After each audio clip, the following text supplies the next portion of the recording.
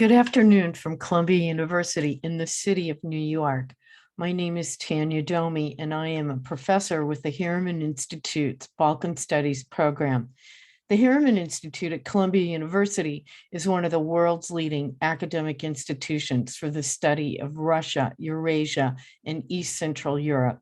Our mission is to serve our community at the university and beyond by supporting research, instruction, and dialogue, sponsoring vibrant and multidisciplinary events that bring together our extraordinary resources of faculty, students, and alumni.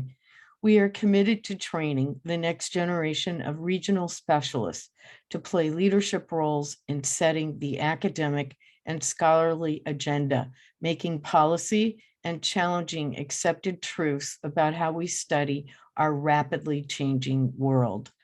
I am delighted to welcome you to today's program, a book talk, #Women of BIH with Amila, Hrustić, Batovanja, and Masha, Durkalić, who were the project managers of this book, profiling 50 women of Bosnia and Herzegovina, that was put together by a collective of women volunteers. Not only does Women of BIH recover many women erased from BIH history, but tells their stories through the challenging research gathered by a contemporary group of feminist women. Those profiled have come from all walks of life, all ethnicities, from poets to architects, military officers, partisan heroines, and human rights advocates, as well as musicians. Not to be undone, the artistic presentation of those profiled was contributed by more than 50 graphic artists in the bold colors of red, black, and white, which drew my attention immediately to this book when I initially saw it on Twitter.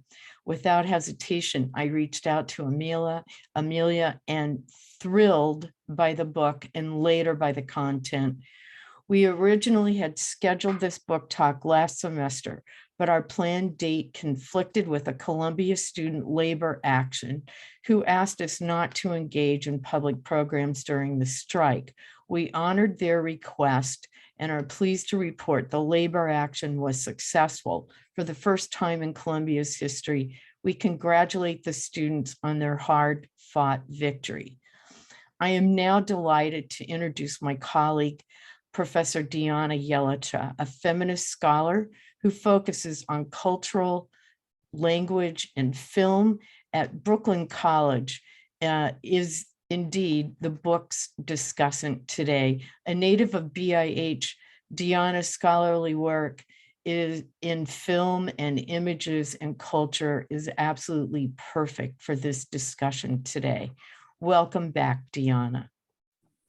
Thank you so much, Tanya, and welcome everyone on my behalf as well.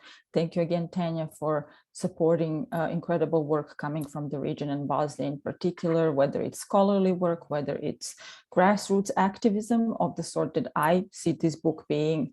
And so I'm incredibly happy to be here and lead the discussion and be the moderator for the conversation. And I just wanted to let our guests, our audience know that the format will be, we will hear from Masha and Amila. They will talk about the project, how it came to be. It's really a fascinating story. And after their presentation, I will offer some brief comments, and then we will have a more open discussion. And we invite you to also post your questions in the Q&A box. We will try to get to them. And if you're watching on YouTube, you are also able to post your questions there. So please do. Should we, Tanya, should we turn it over to Masha and Amila? I'm sorry. Yes, over to Masha and Amila. Sorry. No problem. Thank you for having us. I am really delighted to be here today. Well, coming from Sarajevo, obviously from my workplace, because it's 5 in the afternoon here, and hoping to have a great discussion. My name is Masha Durkalić. I'm one of the co-authors of the book, professionally an ex-journalist. Now I work in communications for UN Women, and well, mostly my background is in writing, editing, etc. And my colleague Amila is also here with us today, so I'll let her also introduce herself. Thank you so much. Thanks, Masha. Thank you, Deanna. Thanks, Tanya. Thanks, Harriman Institute, for inviting us. It's our pleasure, and we were very impatient for this event because it's been postponed, and hopefully everything will go well this time. Thanks for inviting us and giving us this opportunity to spread the word about our initiative. I'm Amila, Hrustić, Batovanja. I'm one of the co-authors of the book. I live in Prague. I work as a creative director, and that was actually one of my roles in this project or in this book initiative in general. Conceptual part of it, visual part of it, but also I was very much a part of research, as we all did basically. So we will tell more about it in our presentation and discussion later on. Thank you. Well, sorry, go ahead, Deanna. I just wanted to say thank you for your introductions and welcome. We're delighted to have you here. And I will now invite you to present your book and your project to us and our audiences in your own words. Thank you. I will share my screen for this purpose because we prepared a small presentation. And now the question of the hour, can you all see my screen? That we've been, okay. Well, Amila and myself will present our book very shortly. We always make sure to have, very short and concise presentation, especially with what we've been doing for the last 2 years. What you see is the logo of our book in English, Women of Bosnia and Herzegovina, and basically it's a project by the three of us. Amila, Hrustić, our colleague, and me. This is an illustration that we commissioned from one of the illustrators when we were doing the English version of the book to commemorate our work, and we thought it would be a nice symbolism to also have ourselves illustrated like this. And we are the founders of this initiative. And it's only the three of us, no other people involved, except for the people we've parallel worked with. Everything started with these bags of chips 4 years ago. Now it's already really 4 years. Amila, who works in the creative industry, found this campaign for chips run by a global corporation. And this campaign featured various feminist messages on these packages. Well, feminist in the sense it featured basically messages of women's empowerment, but which were framed within this very, capitalistic, in a sense, way. It was using women's rights to promote a product, which is not something that we are not used to. But at the time, we really felt that this was maybe not the proper way to, commemorate women's rights, to celebrate women's rights, to speak about women's rights. We kind of felt that, having a message like "you've got this" on a bag of chips was not telling the story in a proper way. So we decided to do something about it. And what we did is this. This is how everything started. And I will ask Amila to tell us a bit more about these visuals, because this was how Women of Bosnia and Herzegovina started. Yeah, well, actually, I just reached out to Masha and Tija and asked them if they are on board, if they would be on board just to do something about it. To be very honest, we weren't really sure what we were doing. We didn't have a clear vision. We just wanted to do something. We had this impulse in us. So we said, okay, let's simply do what's the most obvious to do, and that's let's spread the word about the women that come from our history, that contributed to our history, but also the women that live amongst us nowadays. And we weren't really sure if we know all of them. We wanted to educate ourselves in the first place, but also to spread the word about them. So what we did is that we kind of made a list of women that we thought very subjectively, obviously, are worth knowing about. And every single day for the whole month, we would post these simple visuals on our social media. So this is kind of overview of what happened during that March. We would just use our Twitter accounts, I don't know, maybe Facebook, I don't know what else. So we would be posting this content every single day, and day by day, people were sharing it more and more, and it kind of became viral to our surprise, because we weren't really sure if people would be interested, and we didn't even have big ambition with it. It was like, let's just do something on our private accounts. But actually, we were absolutely thrilled to see how many people were following the content and how many joined the conversation that was happening online. So we were receiving feedbacks on a daily basis. And it felt really good. Like, it felt good to see that people are interested in this, that like sometimes it just takes so little, such as post on your private account to start the conversation. So yeah, we made our profiles public so that people could share this content. Media also got involved. All of a sudden, this content was on all the websites in the region, in the country, in the newspapers, print. It was everywhere, and it just, everything happened in, I don't know, like 2 weeks.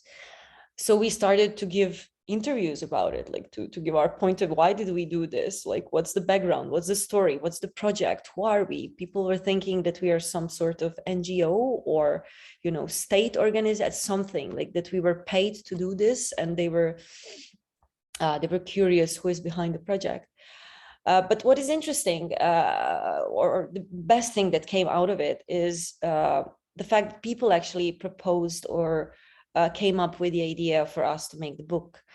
One of the comments, or a few of them, were actually going in the direction of, so what will you do with this? Like, what about this content now? Will you expand on it? Will you archive it somewhere? What will you do with it? So they kind of proposed the book, and we were like, okay, like we knew what we were doing. We had zero clue. So this is how it started. We had no clue what we were doing. None of us ever wrote a book. We are not writers. We don't do this for a living. We, as Masha said, we have our different jobs in life. Luckily, each one of us had something to contribute to this book. Masha is a very good writer, actually. She's a journalist. I have this visual capacities, so to say, and connections, and conceptual ones. And Hatija was mainly involved in the project management side of the things due to her professional experience. So when we combined all these three things that we have, we actually realized that we can do it with the help of people. Of course, we weren't the only ones who did it, but many people jumped on board. So let's move on. Yeah, Masha, maybe you can take over here. So as Amila said, we're not an organization. We're not sponsored in any way. We never registered as an NGO. So the only way to finance this book that we came up with doing was to do crowdfunding. This slide actually just represents a bit of a visual imagery that we did with crowdfunding. We prepared this campaign for about 2 or 3 months. And it launched end of September 2018, sorry. So we had to gather money to print the book because there was no way to otherwise fund it. We did have some funds provided by the Open Society Foundation here in Bosnia and Herzegovina, where they were the only ones who supported us. You know, without asking many questions, they really liked the project and they wanted to support it, but we still did not have enough money for the rest of the expenses in this case. I mean, these expenses had to involve paying the illustrators who were doing the book, to pay the proofreader and the editor of the book, to cover shipping costs and printing costs and other, definitely some, you know, things that we needed funds for, but were unable to get in any other way. It's also important to note that we kind of started it off with our private funds. We funded a couple of illustrations from our own pocket in the beginning, just to see where this is going. And then we launched this crowdfunding campaign on the Indiegogo platform, which I believe is very well known in the US. At the time, we had the ability to use it here in Bosnia. Currently, unfortunately, we don't. But at the time, it was a really great tool for us to fund the book. We worked very hard to have everything, properly distributed, and just to have this visual aspect. We also had a short crowdfunding video, and we made it our goal to make this one of the, best prepared crowdfunding campaigns that ever took place in Bosnia and Herzegovina. It lasted for a month.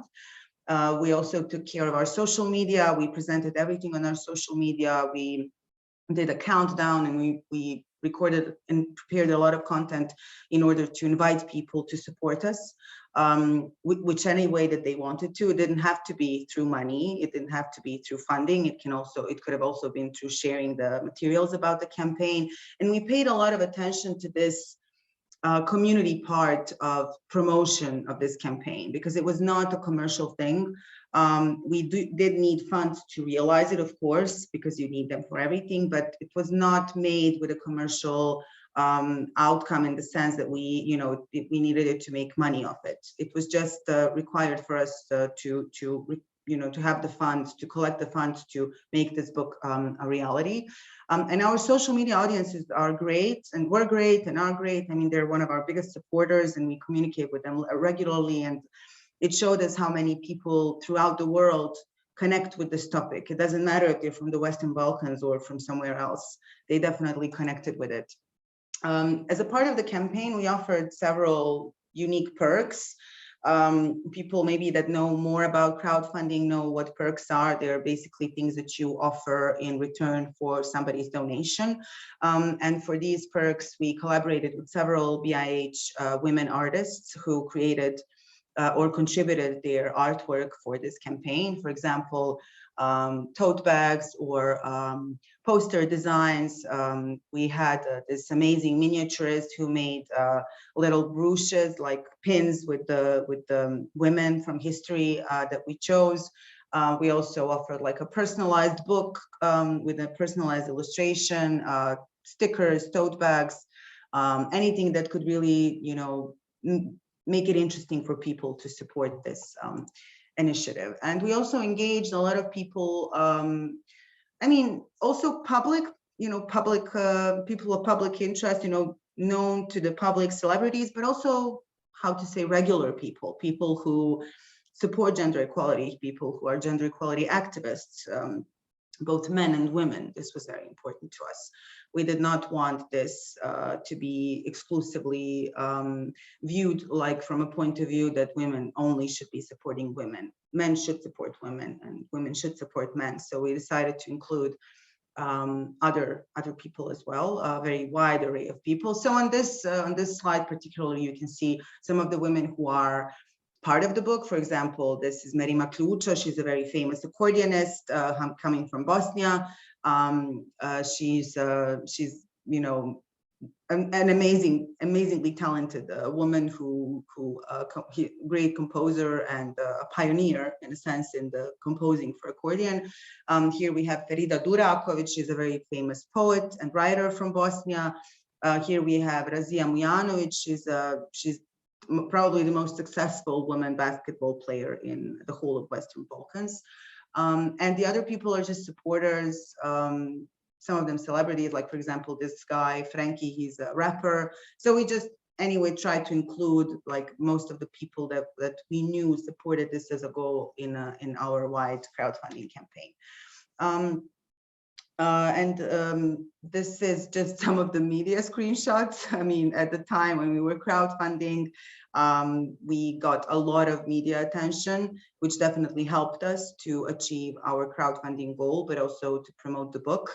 It was actually a wonderful thing to see that the media was interested in this on their own. It showed us that we had a story which was, not being talked about enough, and they expressed their interest, and we were happy to answer all of the questions. And at the time, we spent a lot of time in the media, and we were very grateful, and we're still thankful for all the media attention that this book had, because of its nature, because of the fact that it wasn't commercial in any way, and that we tried to just convey a really important message with it.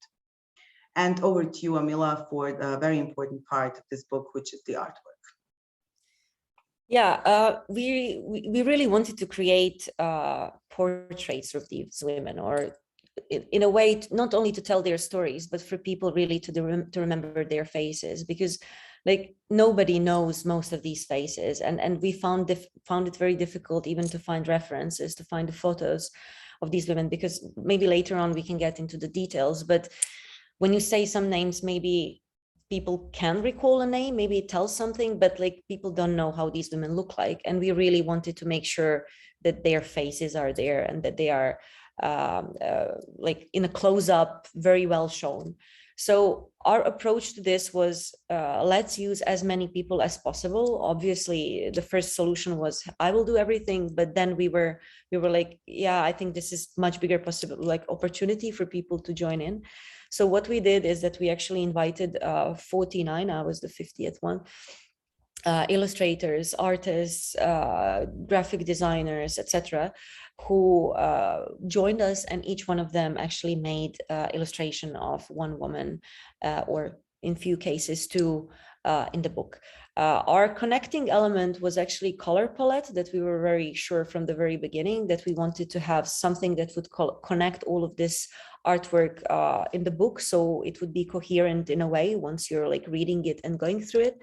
For us, it was very important to have very high aesthetic value, that this book is something that people want to not only read, but also look at and analyze and kind of gift to people, to have some different value to comparing to other books that are just like a shelf books.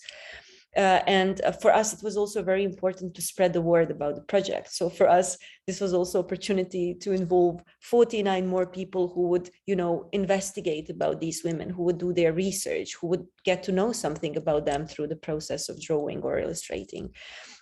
So it was a big group of people who jumped on board. Luckily, our connections mainly came from the fact that I studied at the Academy for Fine Arts at the University of Sarajevo. So I reached out to my colleagues. They were immediately interested, and like the community was there within a few days. Like there were no issues whatsoever, and I'm super proud of that part.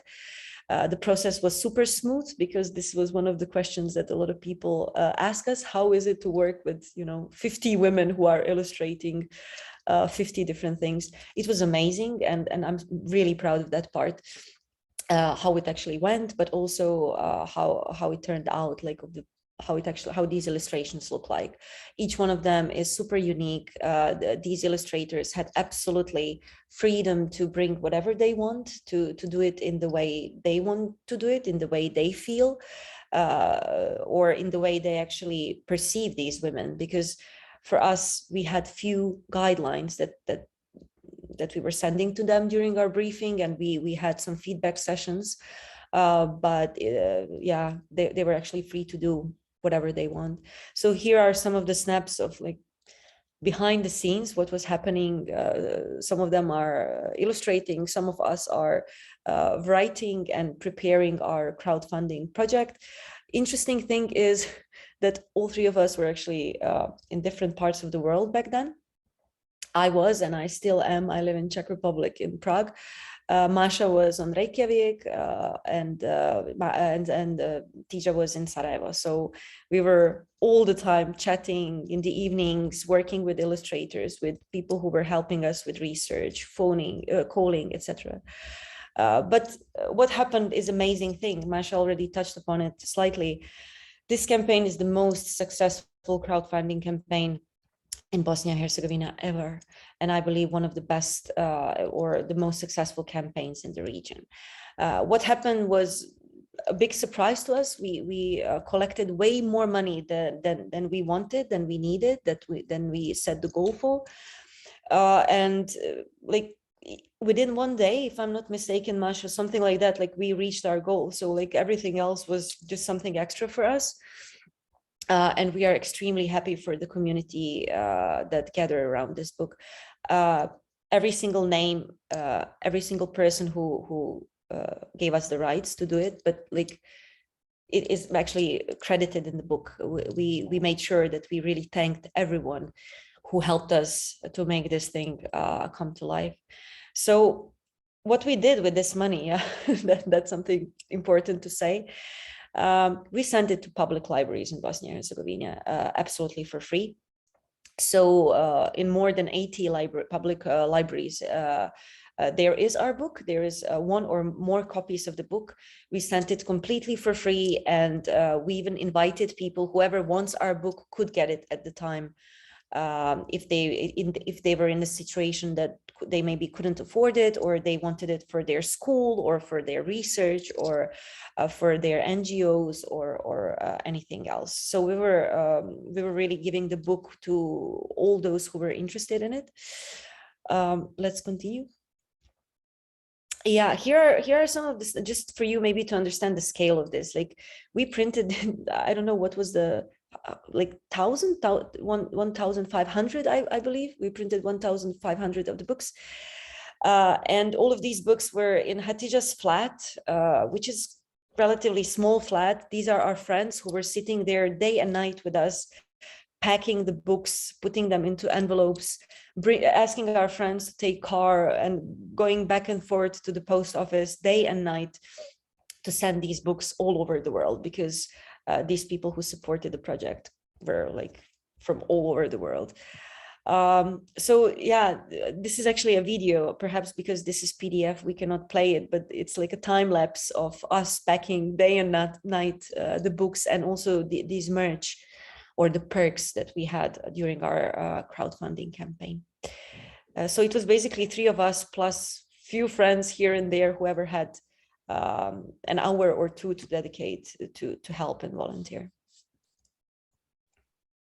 And these are just some of the snapshots that we received from people all over the world with the book. I don't know, in Copenhagen, in London, in Mostar, of course. Also some of our supporters, such as the British ambassador to Bosnia and Herzegovina, who is one of our biggest supporters here.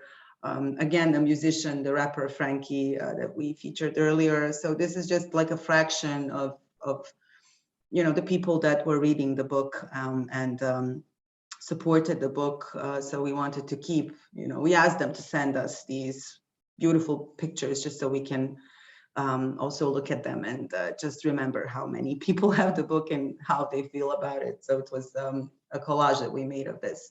The result was the English edition. After the Bosnian edition, we worked on an English edition during the pandemic. So during the time when we couldn't go anywhere, we couldn't do anything, we decided to invest our time in translating the book to English, because we felt that that was a requirement, it was a need. Many people were asking about it. Is it available in English? When will it be available in English? So it was one of the first things we actually wanted to achieve, like post the first edition. The English edition has additional data in it on some of the women, and has data on the women, updated information on the women who have unfortunately passed in the meantime. A lot of the women featured in the book were in their later years of life, and unfortunately they passed in the meantime. But we printed the book in January of 2021. With the help of OSCE in Bosnia and Herzegovina, who funded the printing of the book, and we were immensely grateful for their support as well. So we also printed the second edition in Bosnian and the English edition, which are all the same, but with these updated information.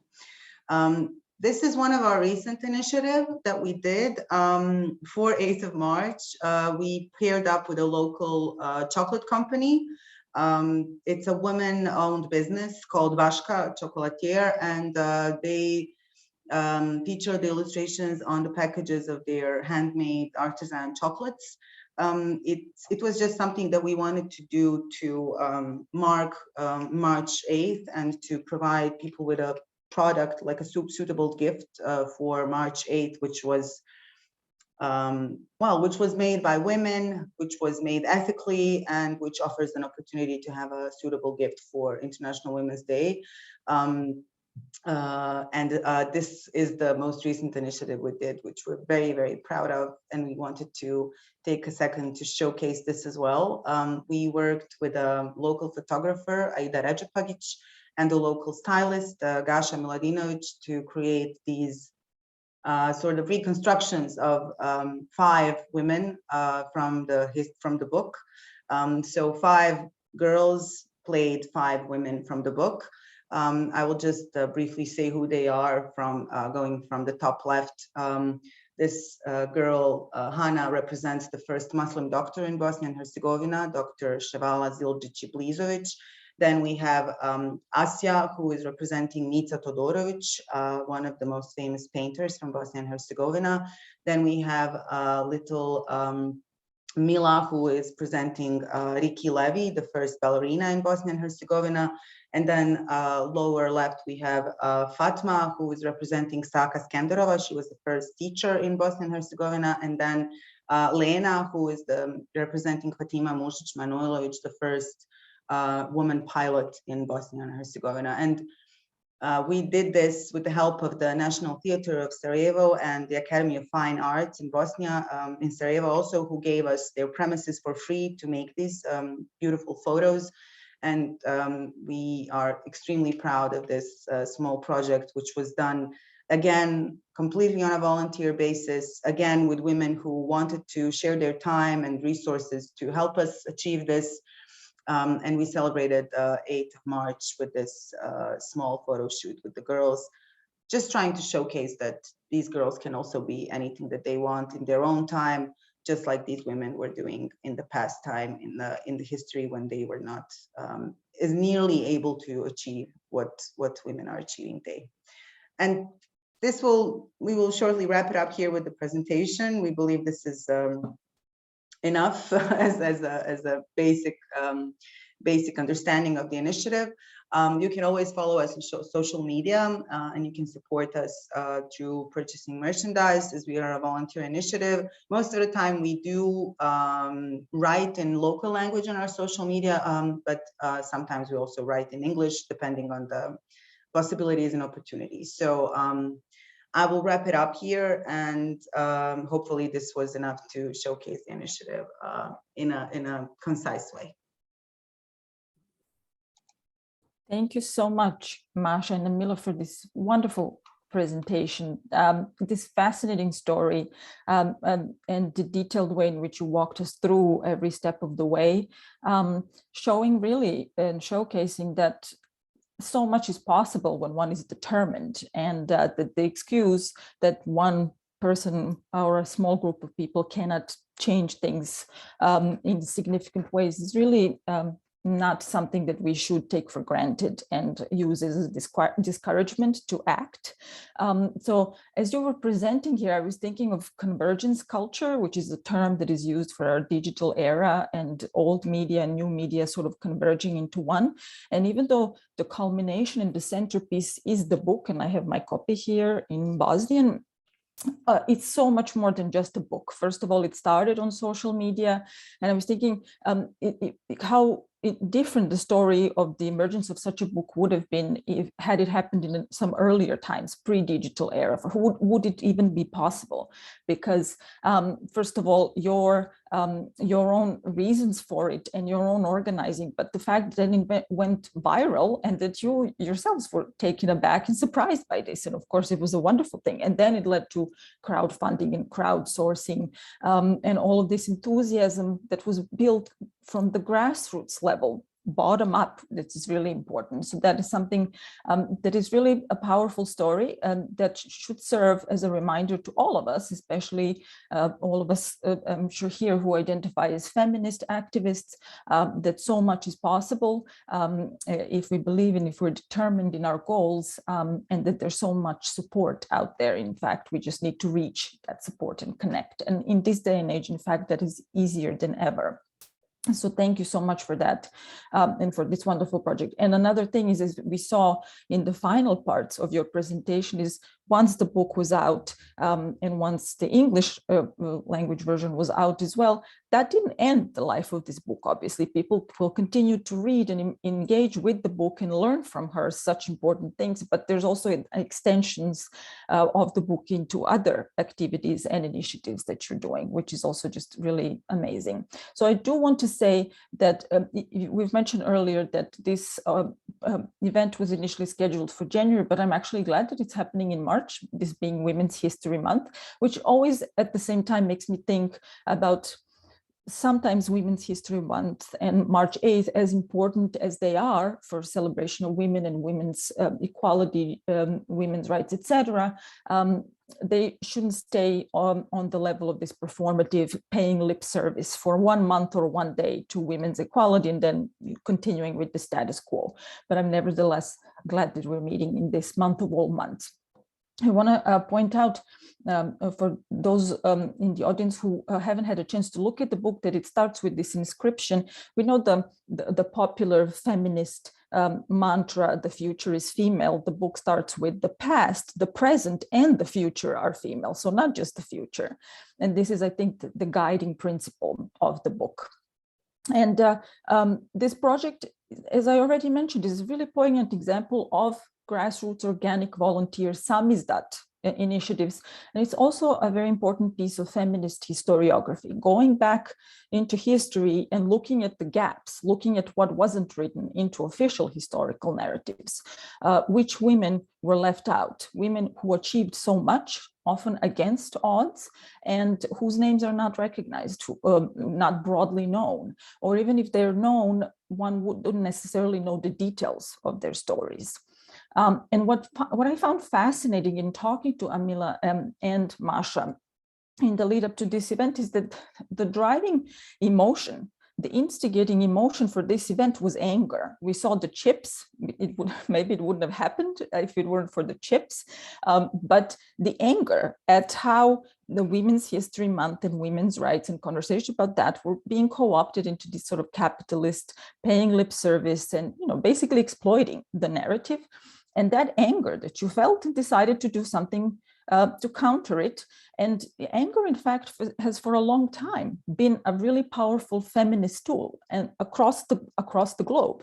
And African-American poet and writer and activist Audre Lorde has written very powerfully about how anger can be a generative force towards resistance. And that is something that feminists world over should embrace. And this is so fascinating to me and inspiring that you have taken that anger and and turned it into something very, very resistant and beautifully creative.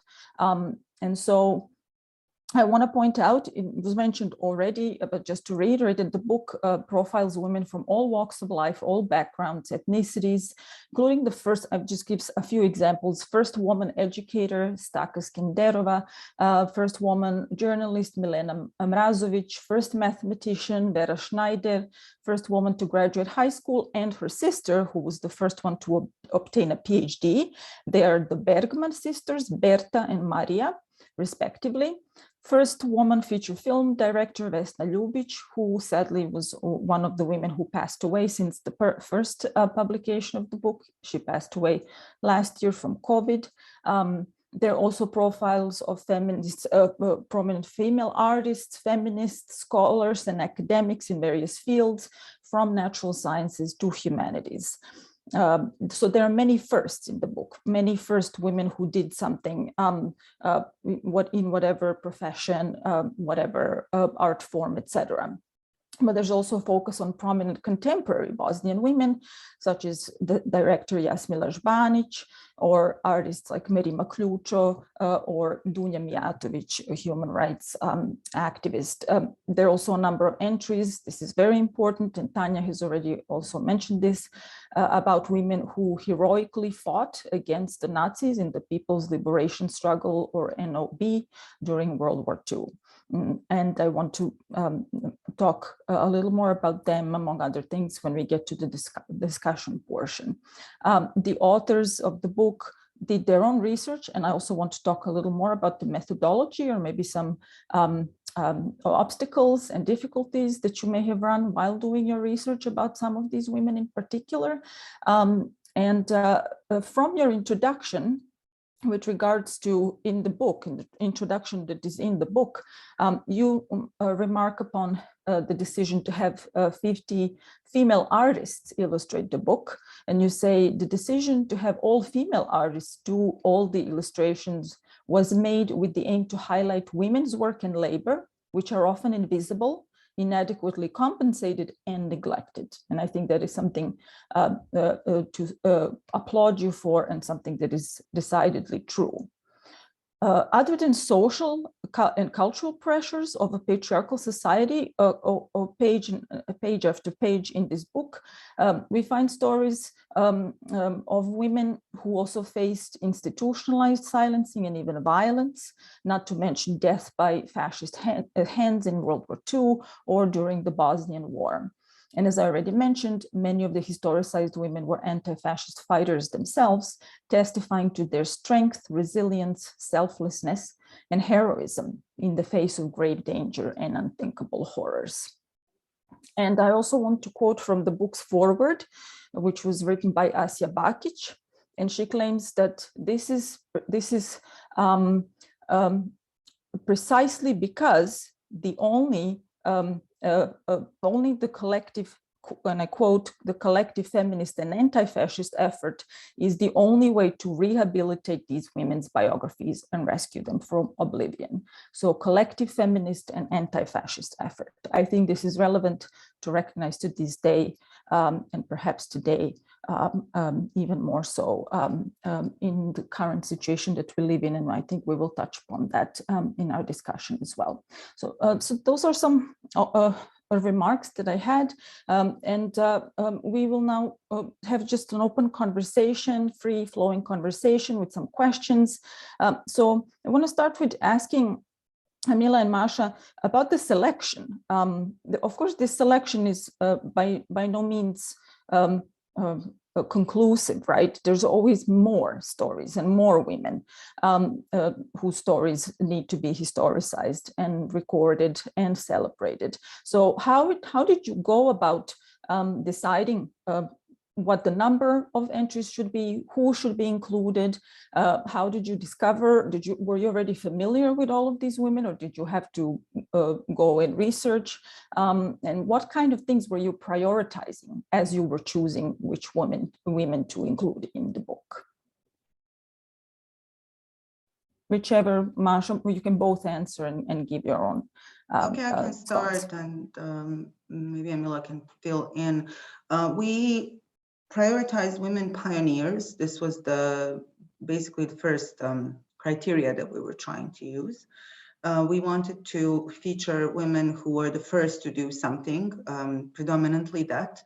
But then again, we also use contemporaries, women who are still alive and who are still doing very pioneering work.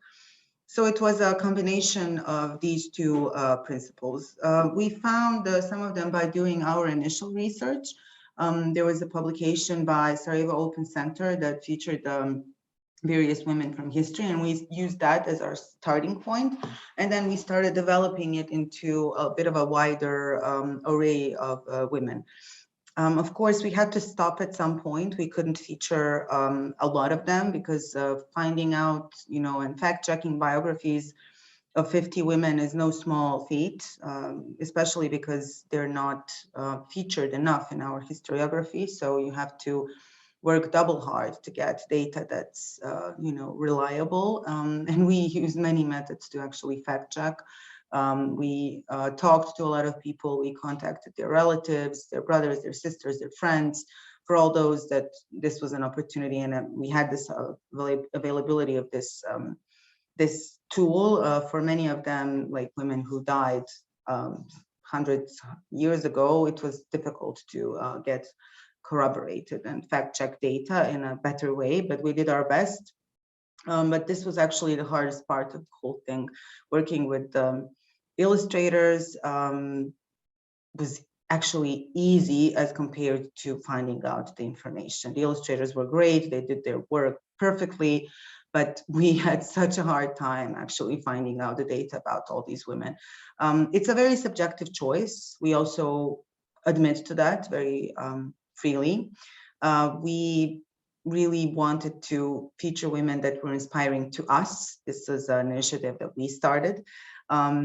It was not funded publicly in any way.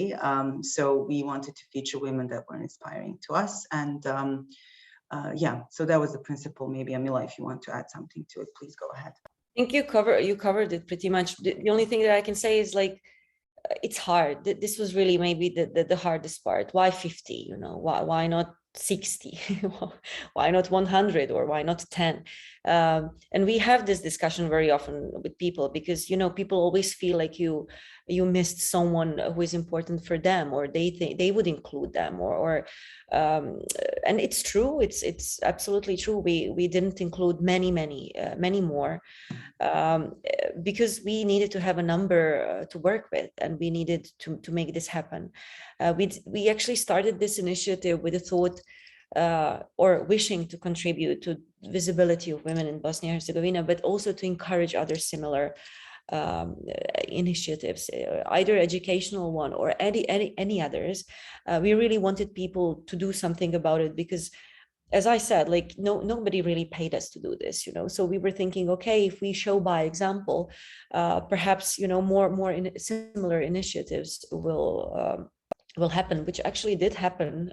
We can talk about it later on, but this number is not perfect, and there is no perfect number, and there is no way to make this perfect. And even if we would have 10 editions, it would still not be perfect. It's simply not possible to cover it all.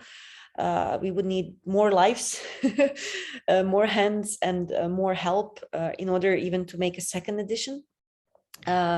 But yeah, like we are aware that this is the start. This is really the start.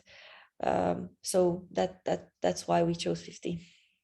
Yeah, this was my understanding in conversations with you before the event, that you really saw this as the beginning, not necessarily for you, but the beginning of the conversations and of changing the fact that women's history and the contributions of women are often neglected, and that this is in no way meant to be exhaustive, right? That there's always more women to pull out of the historical obscurity, or to show even if they're known, their lives to be more complex, learn more about them. And since I think that some of these projects that I've seen around the world, because feminist historiography has been something that many scholars and activists have been working on, I personally, because my primary field is cinema studies, notice from film feminist studies that a historical turn has been going on for the last 2 decades or even more, where feminist historians have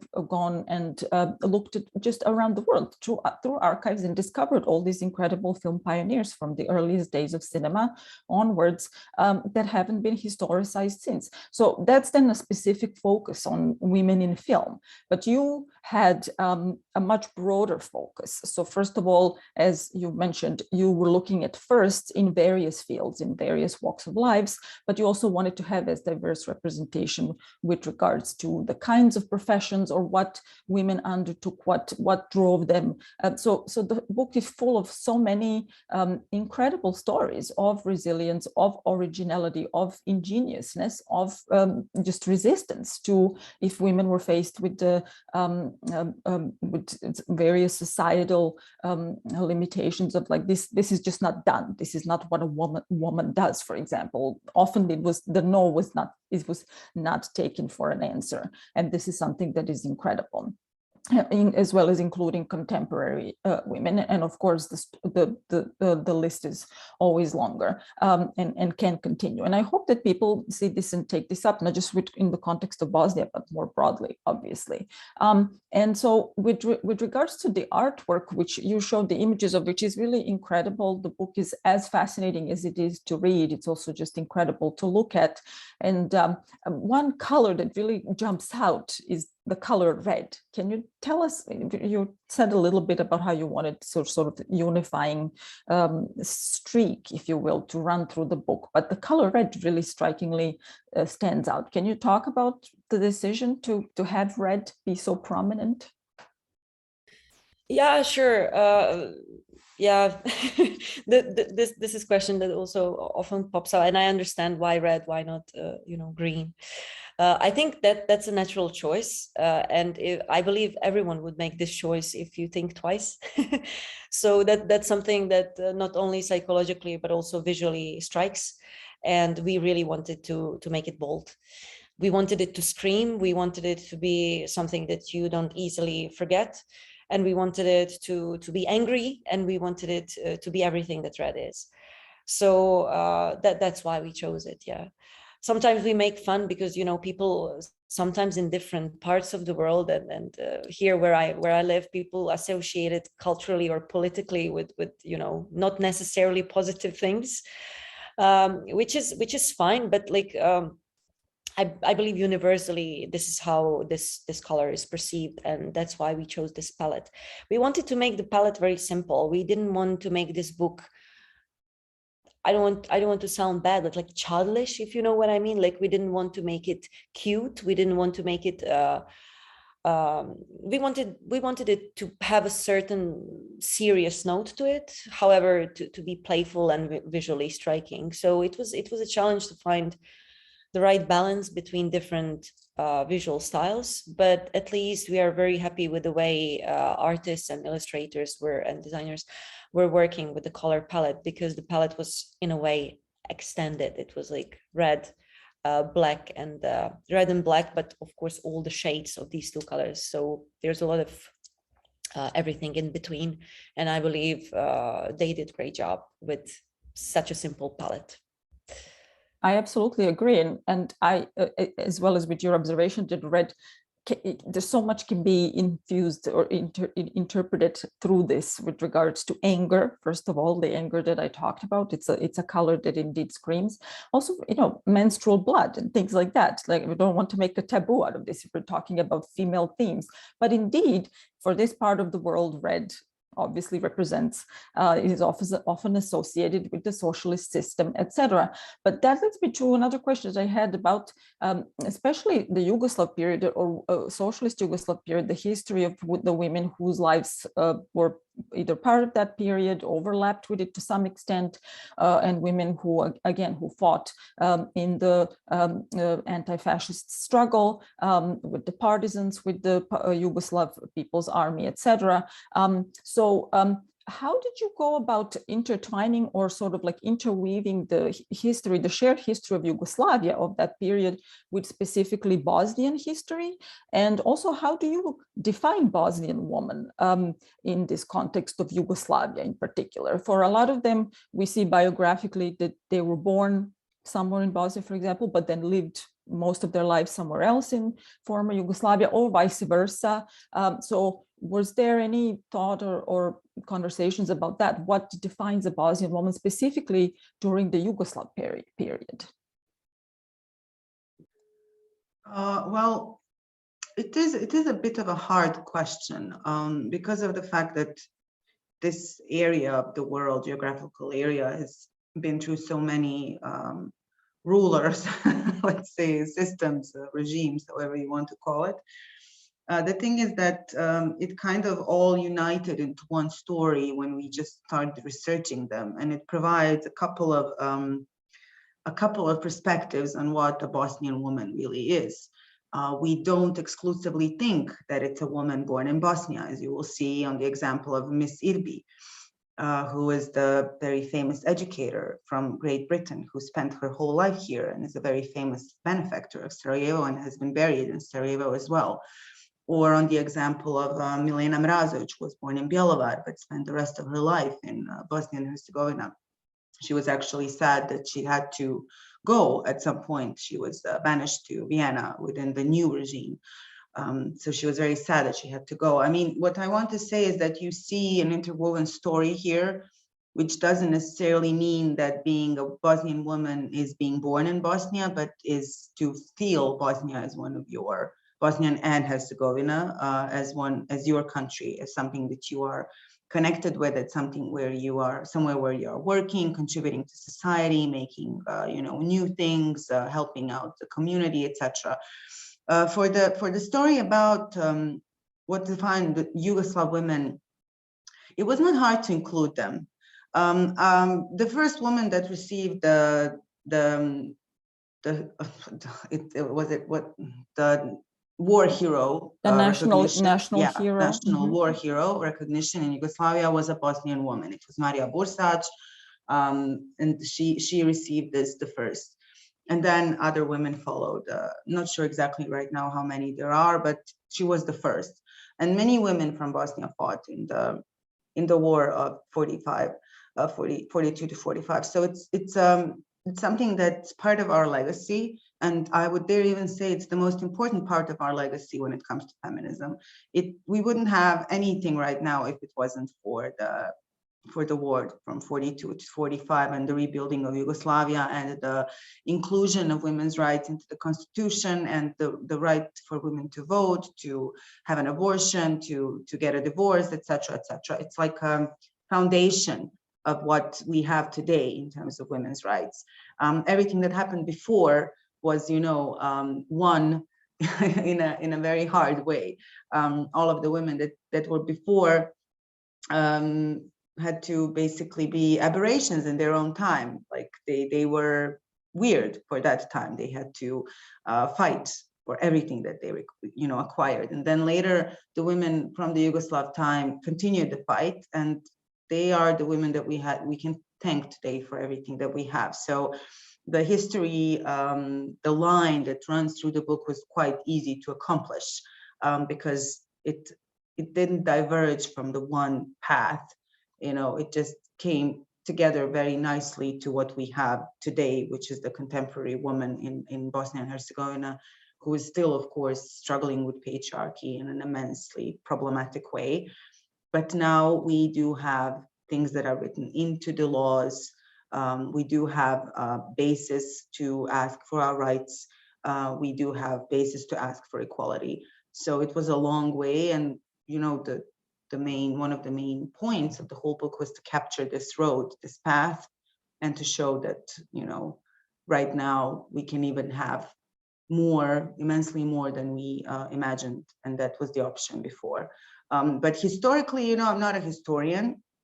For me, it's very hard to go into this, what constitutes history in this sense, what constitutes Bosnian women in this sense. But, as a layperson, I'd say that we captured it quite well in terms of the historical timeline. I couldn't agree more. It's an incredible thing that you achieved here. What I also really like is that the stories are not, the profiles are not ordered linearly, meaning chronologically. So you kind of go back and forth, present day, some, mid eras, and then World War II, sometimes even pre-World War II stories, and so on. So it's just, and you get this amalgamation of exactly what you're pointing out, that how these developments and how these contributions were intertwined and mutually informative, and what is happening today or what women have achieved. It really is in so many ways indebted to what women from the past, especially the anti-fascist fight in World War II, has achieved. And some of these women, it's really amazing. Some of them are better known names because there were national heroes, and there were streets named after them. There were libraries named after them.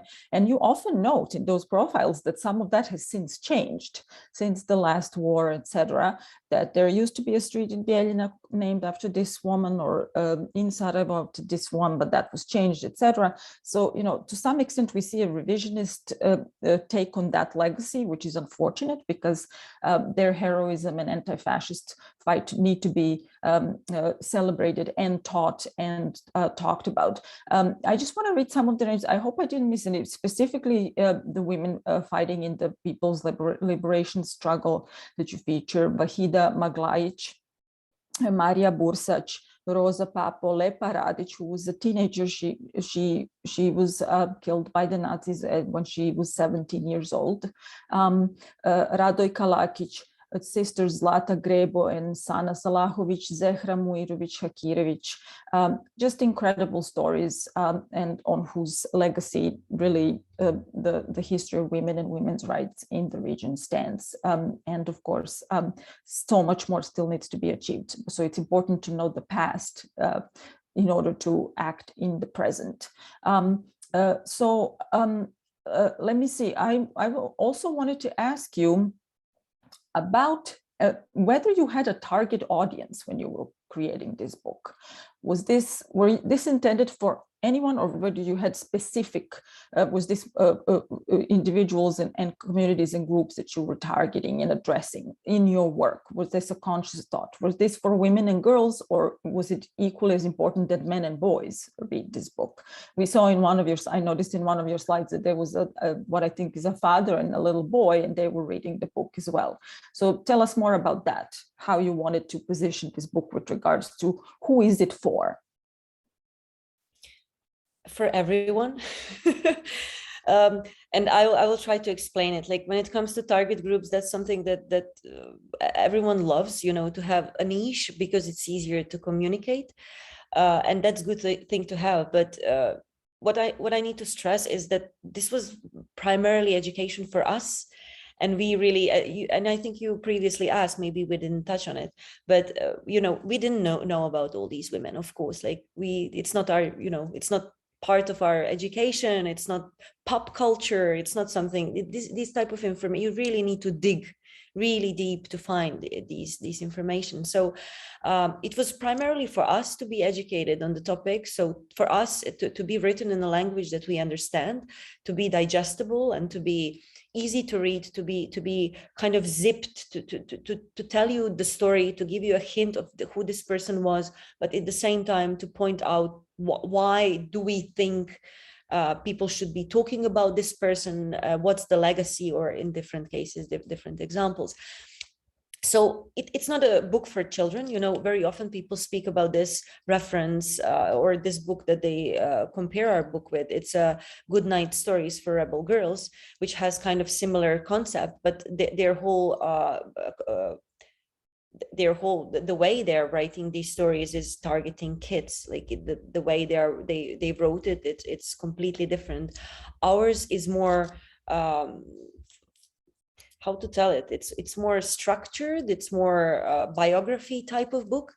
So I would say that you can read it to your kids, and as you can see, many parents do, but it's not a kid's book. Essentially, it's not written for kids. So it's educational book, I would say. There's a lot of data in it. It's written in a very easy way.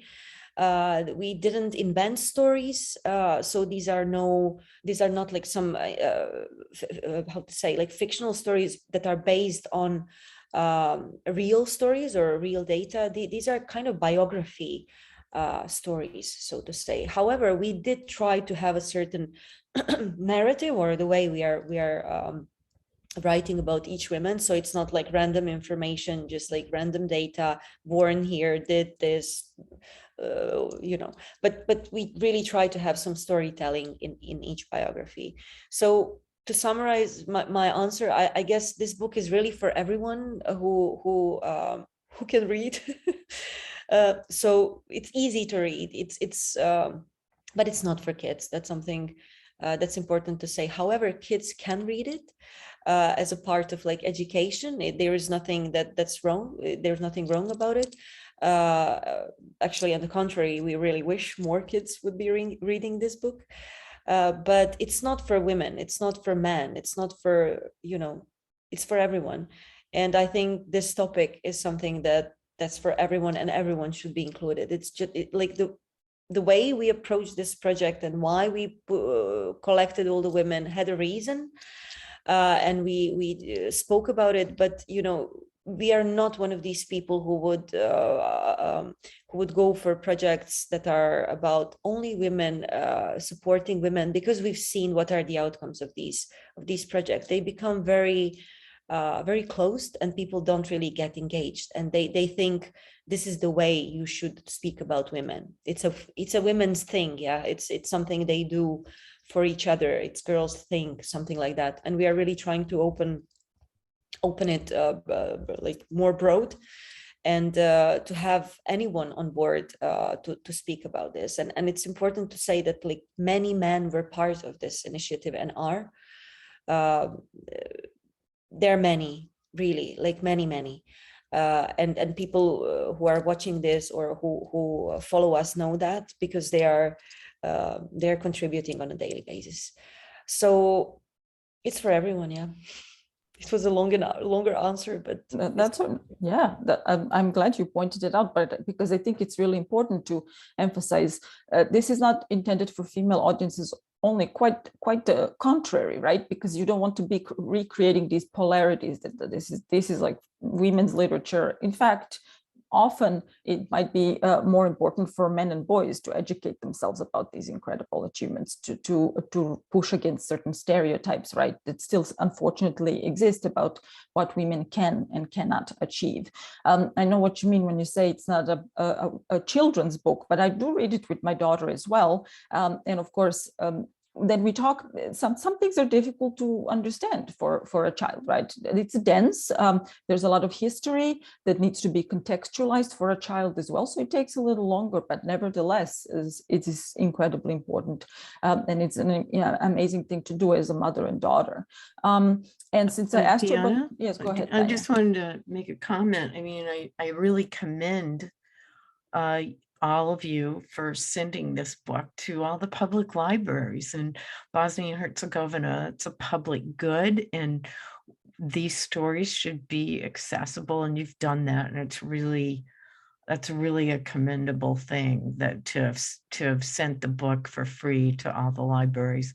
I do have one question, and I don't mean to interrupt here so much, but how did you select the contemporary figures? And it just so happens that several of them are my friends. I happen to have been colleagues with Dunja Miratovic, and Mary Macludo has performed many times in New York, and just remarkable. And I just had in my last dinner in Sarajevo, I had dinner with Jasmila and her husband. So I just want to say that's just really fabulous, and the art of all of them were wonderful as well. I just want to make that comment. Yeah, so how did you choose the contemporary ones? Well, we also used the same criteria, pioneers, basically the women who were the first to have, attributed to society in a sense that was not seen before. Like, for example, Dunja is the first woman commissioner for human rights within the Council of Europe. Jasmila made the first movie on war rape. I mean, that's an incredible breakthrough for our society. I don't know, Bisera Alikadić, for example, she wrote the first, as they call it, erotic novel in Yugoslavia.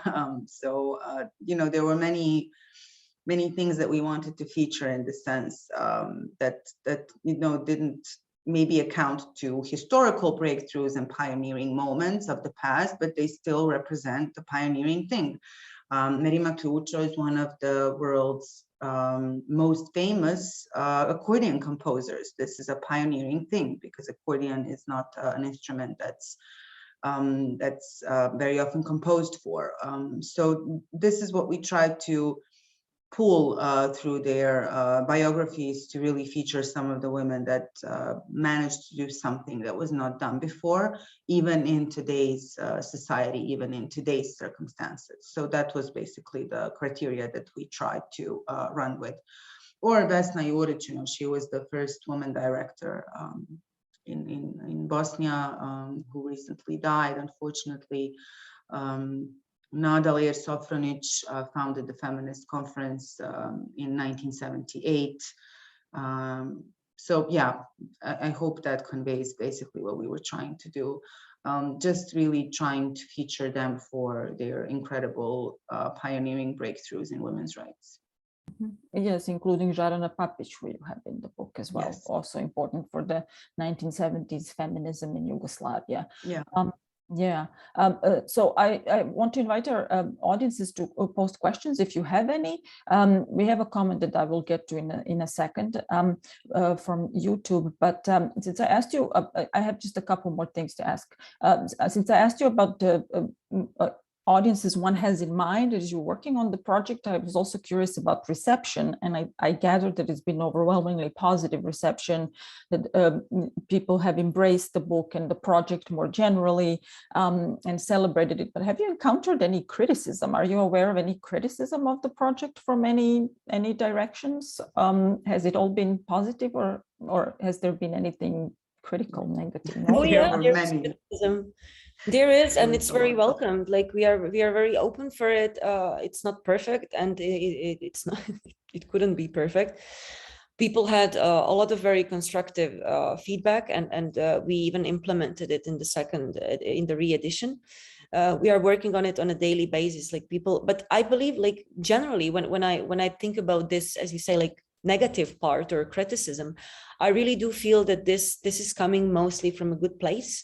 At least this is the way I feel about it, because people those who criticize it in the way that they are criticizing it, you can see that these people took time to read the book, and they are involved in this, and it's not just for the sake of criticism, it's because they care and because they have something to contribute.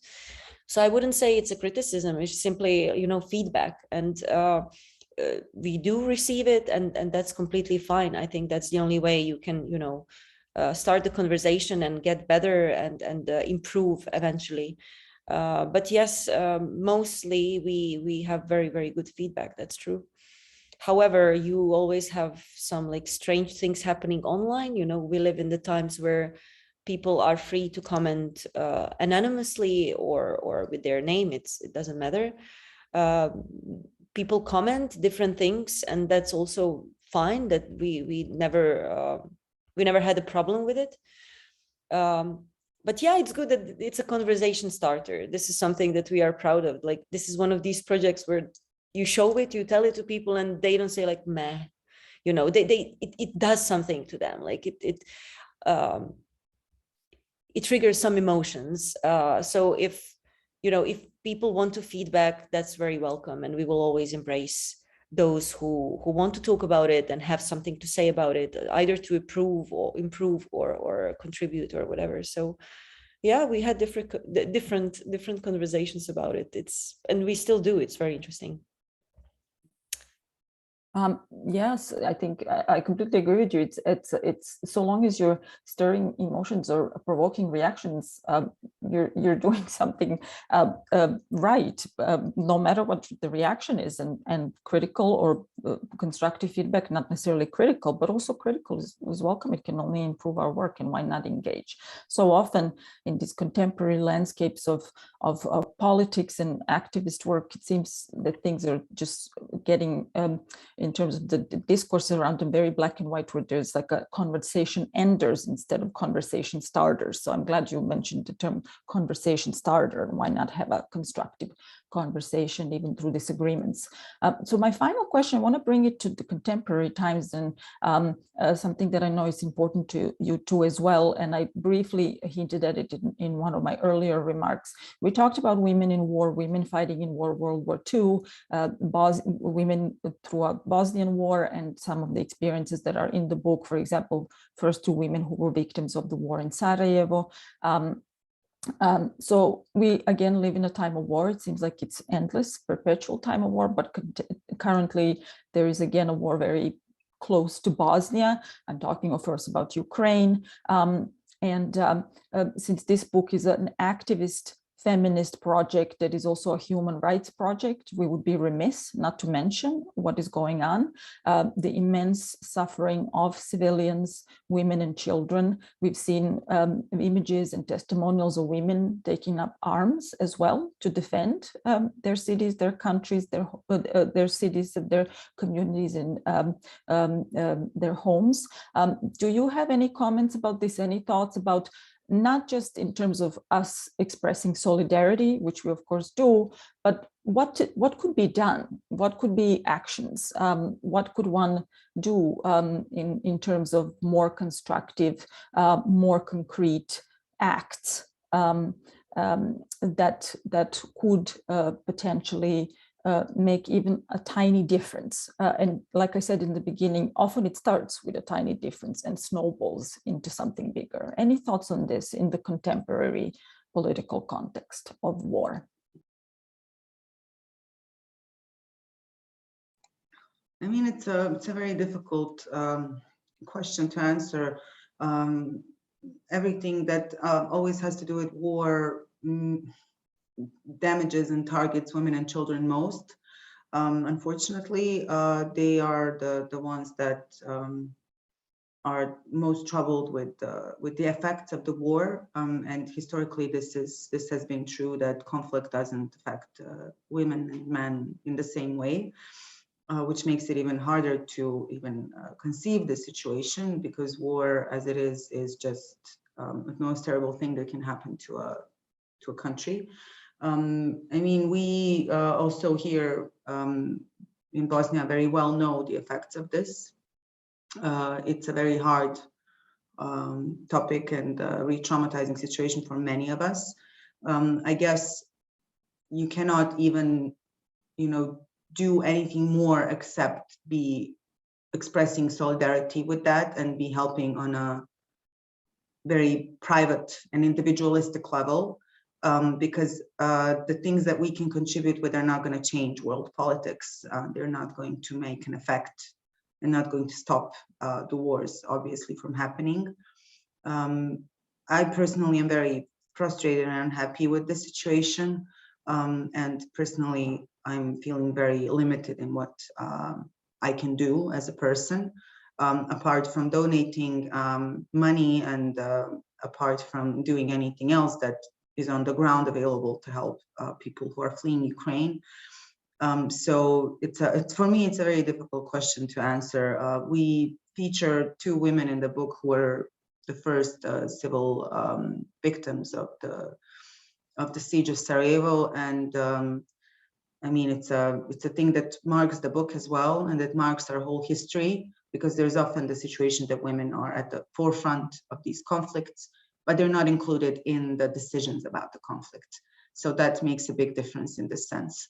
Some other people are deciding for them and about them, and for their children and about their children. So I don't have an answer. I wish there was something that we could all do individually to snowball into a wider action to stop the war, but historically this has never happened, and it's just something regrettable historically for our society to just not be able to skip through this. And I believe the two women you talk about in the book were killed while they were protesting against the war, which is... Exactly. So it's quite a symbolic story, unfortunately, that shows how many things are being decided for you in situations like these. Exactly. Well, we send our solidarity. That's at least the least we can do. These are all the questions that I had. There is a comment from a YouTube user. We don't have their name, but I'm going to read it to you.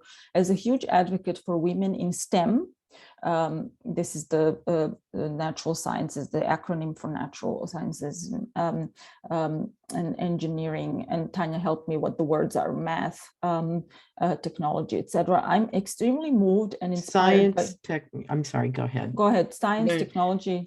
Science, technology, engineering and math. Yes. As a humanities person, I apologize for not identifying the words right away, but right. I know the term. So the commentator says, I'm extremely moved and inspired by this effort. I would love to connect with and support the authors of this book. So by all means, we don't know your name, but I think we could leave your contact info or somehow exchange contact info so you can connect with the individuals who are appreciating this. And I absolutely agree with this comment that it is really important to also highlight women's contributions to STEM, because in this country as well, I'm talking about the United States, it is very traditionally considered to be more of a male-oriented field. Girls have systemically been discouraged from going into STEM disciplines.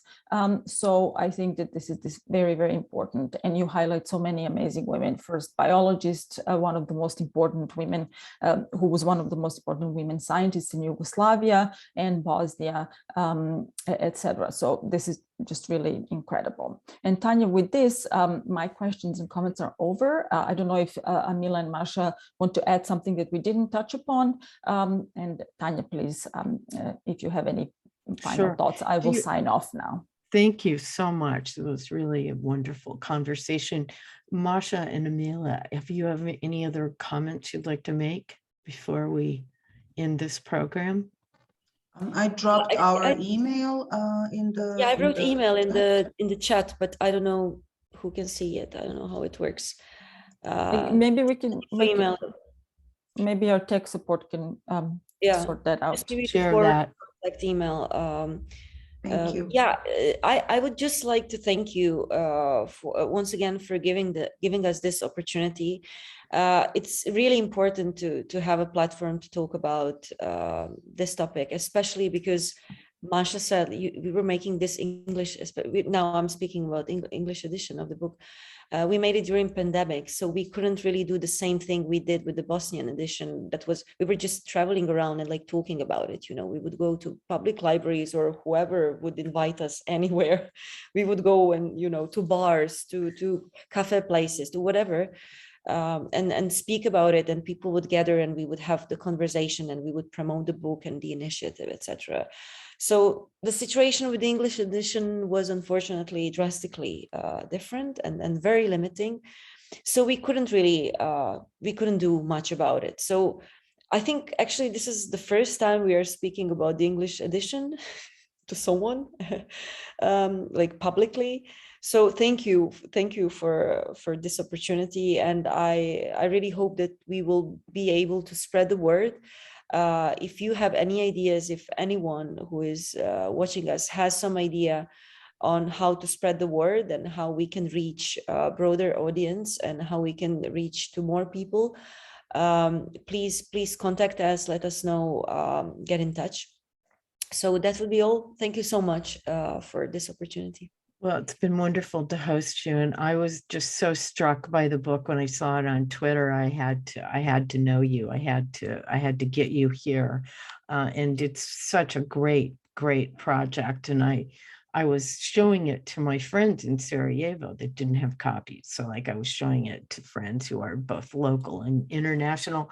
And it's just a really, really important contribution, a recovery. And I would also submit in my observations is that in the post-war, post-conflict period of Bosnia, women were sort of, well, they were in fact shaped as, and they were victims and survivors. But what you have done as a new generation of women and feminists is you've recovered a history, brought it into the contemporary moment and say, well, this is really who we are. We're much more than survivors and victims. And it's very, very powerful. And so I really congratulate you on this project. And I'd be willing, I'll just say it in front of everybody, I'll be willing to support another edition and would be happy to help from here and in any way I could, including finances. So Thank you. And congratulations again. We might do a second book if we quit our regular jobs. with the rhythms now, I mean, I understand. It's a very extensive piece of work, and if you want to do research properly, which you both know, and probably our audience as well, you know, it should be taken seriously. So, but thank you. We will take your offer into consideration if we ever step forward to another edition. So the last thing I want to say is thank you, Deanna, and again, And coming up very soon are going to be two of our final programs at Harriman on the Balkans. So on the 4th of April, I will be hosting another book talk by Hikmet Karsic, who's written a book published by University of Michigan Press on the Bosnian Serb camps and the atrocities that took place there. And secondly, which we will be publishing today, is a symposium about genocide denial and its parallels from the Western Balkans to Holocaust distortion. And this really is going to be a significant event with some of the top Holocaust scholars participating, and the keynote will be delivered by Menachem Rosensaft, who's a law lecturer at Columbia Law School, who has debunked the Milorad Dodik commissions that were intended to obscure and deny the atrocities of genocide at Srebrenica. So we encourage people to follow the calendar and register for those events. So again, let me also thank our colleague at Harriman, Carly Jackson, who's the program coordinator at Harriman. She does yeoman's duty. This has been a really busy week for her as well. So thank you, everybody, and see you. Reach out to Amila and Masha, and you can always contact me through the Harriman Institute. Thank you, everybody, and have a wonderful rest of your day wherever you are in whatever time zone you are in.